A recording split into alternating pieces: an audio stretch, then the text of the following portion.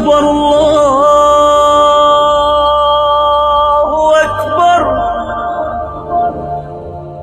کہ بھائی کسی کی تکلیف کا ذریعہ نہ بنے. ڈرائیونگ میں جو آپ بائکوں والوں کو فاسٹ ٹریک پہ چلانے کی کیا ضرورت ہے اللہ کے بندو؟ تم اپنی بیوی بچوں کو بٹھا کے تم فاسٹ ٹریک پہ چلا رہے ہو, ذرا سی بائک سلپ ہوئی, کراچی کا کنٹینر اسٹیکر بنا کے نکلے گا, سب کو چپکا کے نکل جائے گا. آپ تو کہہ لو گے کہ میں اپنے بیوی بچوں کو بائک پہ بٹھا کے لے جا رہا تھا, میرا ارادہ ان کو مارنے کا نہیں تھا. یہ کافی نہیں ہے نہ مارنے کا ارادہ ہو, یہ کہہ دینا کافی نہیں ہے میرا مارنے کا ارادہ نہیں تھا, بلکہ یہ ضروری ہے کہ میں نے ایسا کام کیا کہ پتہ لگ رہا تھا کہ میں ان کو کی زندگی چاہتا ہوں. آپ کیوں فاسٹ ٹریک پہ چلا رہے ہو بائک کو؟ آپ کنارے پہ کیوں نہیں چلا لیتے؟ لینڈ کروزر الٹے ہاتھ سے گزر رہی ہوگی اور پٹپٹی سی بائکیں وہ فاسٹ ٹریک پہ چل رہی ہوں گی. تو کیا ایسا شخص نبی کی نظر میں مومن ہو سکتا ہے جو اپنے بیوی بچوں کو اپنی زندگی کو داؤ پہ لگا رہا ہو؟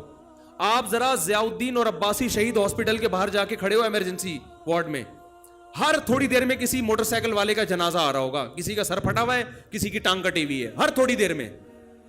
ہیلمٹ تو پہننا ہی نہیں ہے نا, اور جو ہیلمٹ پہنے جا رہے ہیں نا اس سے بہتر ہے نہ پہنتے. یہی ہیلمٹ سر میں گھستا ہے, اتنے سستے سستے ہیلمٹ جو صرف پولیس والے کے چالان سے بچا سکیں آپ کو. تو شاپر چڑھا لو بھائی, تربوز کا چھلکا نا, تربوز کاٹو درمیان سے, گودا نکالو, پہن کے چلے جاؤ, چالان پھر بھی نہیں ہوگا آپ کا. پیسہ ہی نہیں خرچ کر رہے اپنی جان پہ.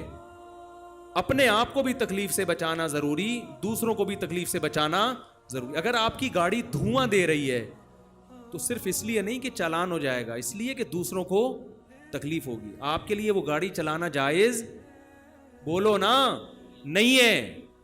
کیوں دھوئیں لوگوں کے منہ میں تھوپ رہے ہو؟ جب وضو کرتے ہو تو بلغم کے تھپیڑے دیواروں پہ مت چپکاؤ اللہ کا واسطہ. بلغم جو ہے نا جگہ پہ پھینکیں, پانی سے بہا دیں اس کو. اگلا نمازی جو نشان دیکھے گا نا وہاں, اگر انسان کا بچہ ہوگا تو تکلیف ہوگی اس کو. پیدائشی بھنگی ہے تو وہ الگ بات ہے, ذرا سا بھی اس کے اندر سینس ہوگی تو وہ بلغم کے تھپیڑے کا سن کے جب تکلیف ہو رہی ہے تو دیکھ کے ہوگی کہ نہیں ہوگی. بہت سے نمازی بھائیوں کو دیکھا ہے, پان کی پیکیں, نسوار کی پٹکیاں ایسے ہی پڑی ہوتی ہیں. تو یہ تمام چیزیں نبی صلی اللہ علیہ وسلم نے فرمایا جو راستے میں قضائے حاجت کرتا ہے اس پر اللہ کی لعنت ہوتی ہے. حدیث میں آتا ہے لعنت والی چیزوں سے بچو جس پہ براہ راست اللہ کی لعنت. ان میں ایک سایہ دار درخت کے نیچے قضائے حاجت کر دینا, کیونکہ وہ بیٹھنے کی جگہ ہے, آپ نے وہیں پیشاب کر دیا, وہیں کوئی قضائے حاجت کر دی. تو ایسے ہی قضائے حاجت کیا, وضو خانہ بھی ایک مشترک چیز ہے نا, اس میں پان کی پیکیں پھینک کے چلے جانا.